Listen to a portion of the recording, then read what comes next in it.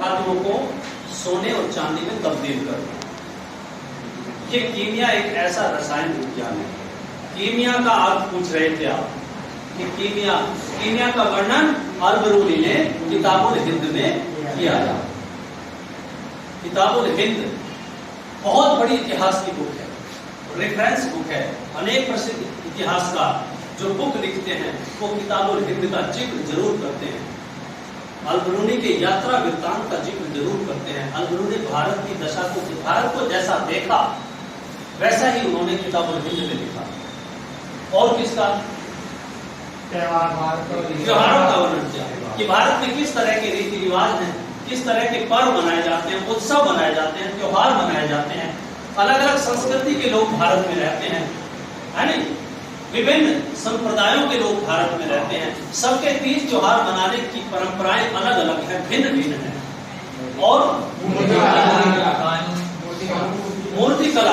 मूर्ति कला में यहाँ के शिल्पकारों का जिस बारीकी से लोग मूर्तियों को गढ़ते थे और जिस बारीक छेनी से उन्होंने मूर्तियों के अंदर जीवंतता पैदा की, पत्थर को तराश कर सुंदर सुंदर ऐसी जीवंत मूर्तियां कि ये बोल उठेगी। भारतीय मूर्तिकारों के बारे में, उनकी मूर्ति कला के बारे में ऐसा कहा जाता है कि भारतीय जो कलाकार थे, जो शिल्पकार थे, जो मूर्तियां तराशते थे, ऐसा लगता था कि जैसे आसमान से फरिश्ते ने उतरकर संगमरमर में पनाह लेनी हो। संगमरमर की इतनी सफेद संगमरमर की सुंदर मूर्तियां बनाई कि जैसे कोई फरिश्ता है।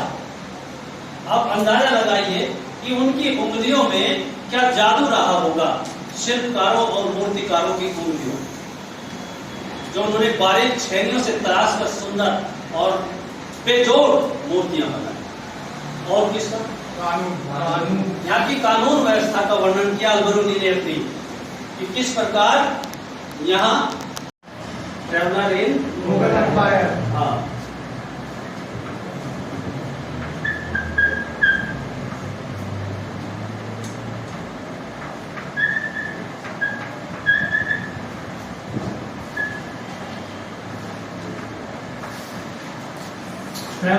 मुगल एम्पायर, क्योंकि फ्रांसवा बर्नियर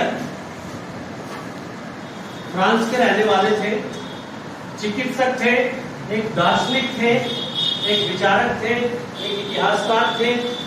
और भारत आए तो एक चिकित्सक के रूप में आए और मुगल शासन के दौरान आए और मुगल सम्राट, मुगल बादशाह शाहजहां के पुत्र दारा शिकोह की चिकित्सा भी इन्होंने की, इसलिए वो ज्यादा प्रसिद्ध हो गए।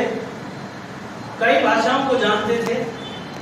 किताबुल हिंद मूलतः किस भाषा में लिखी गई? अरबी। बहुत बढ़िया, अरबी। आपको पता है अल-बरूनी भी, इनका ये जन्म जो है उज्बेकिस्तान, गलत तो नहीं बोल रहा, उज्बेकिस्तान के ख्वारिज़्म नामक जगह पर इनका जन्म हुआ। बहुत ही विद्वान थे, बड़े स्कॉलर थे, कई भाषाओं के ज्ञाता थे, अरबी, फारसी, संस्कृत, अंग्रेजी और यहाँ तक कि यूनान की कभी यात्रा नहीं की, लेकिन प्लेटो के बारे में, अरस्तु के बारे में, सुकरात के बारे में, जो यूनान के बहुत बड़े दार्शनिक हुए, फिलोसफर हुए, उनके बारे में तमाम जानकारियां अल-बरूनी को थी। ठीक है। उसके बाद है इब्ने बतूता। इब्ने बतूता के बारे में आपको याद रखना है कि ये भारत में तुगलक वंश के शासन में आए। तुगलक वंश के शासक में, और उस समय भारत में यानी दिल्ली सल्तनत पर किसका शासक, बताओ जोर से? मोहम्मद बिन तुगलक। बहुत बढ़िया बता रहे हैं, किताब भी देख सकते हैं, जहां भी आपको और देख के बता सकते हैं। दूसरों को जरूर फायदा होगा, दूसरे स्टूडेंट जरूर आपसे प्रेरित होंगे, वो भी लाभान्वित होंगे आपसे। किस प्रकार का है ये अल्बर्टोनी ने अपनी पुस्तक किताबुल हिंद में उसका वर्णन किया है। वो बताइए। खगोल विज्ञान, खगोल विज्ञान से आप क्या समझते हैं? एस्ट्रोनॉमी, ठीक है ना। अंतरिक्ष से संबंधित जितने भी गणनाएं हैं, नक्षत्रों के बारे में, सौर परिवार के बारे में और आकाश गंगाओं के बारे में, तारों के बारे में, अंतरिक्ष से संबंधित तमाम जानकारियां किस प्रकार भारतीय लोग खगोल विज्ञान में रुचि रखते हैं और उनकी पहुंच कहां तक है, कितनी वो विशेषज्ञता उन्होंने हासिल की है खगोल विज्ञान में, ये अल्बरूनी ने अपनी पुस्तक किताबुल हिंद में उसका वर्णन किया है। सामाजिक जीवन, यहाँ का सामाजिक जीवन किस प्रकार है, सामाजिक जीवन का सभी वर्णन करते हैं, चाहे वो इब्रे बतूता हो, फ्रांस या बर्नियर हो या फिर आपके अल्बरूनी हो, कि भारत की सामाजिक दशा कैसी है। समाज में तमाम बात आ जाती हैं कि किस प्रकार यहाँ के लोग अपना रहन सहन उनका किस प्रकार का है, उनकी वेशभूषा कैसी है, उनकी बोलचाल कैसी है, उनकी लेखन कला क्या है?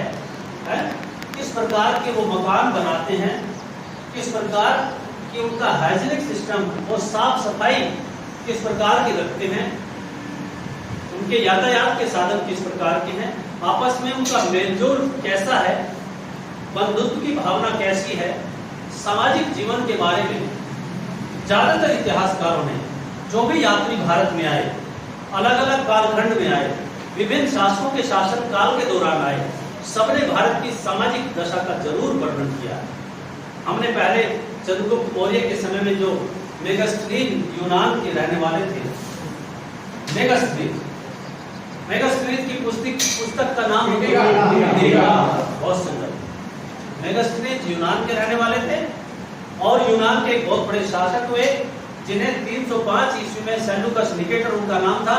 चंद्रगुप्त मौर्य ने गुप्त वंश के मौर्य वंश के जो संस्थापक थे, उन्होंने उनको हराया और मेगास्थनीज मौर्य दरबार में रहे। खासकर मगध का जो साम्राज्य था उसमें उन्होंने बहुत नजदीक से देखा। तो मैं ये कह रहा हूं, उन्होंने भारत की सामाजिक दशा का वर्णन किया। कहने का तात्पर्य है कि हम वापस अपने उस पर आते हैं, ठीक है भाई।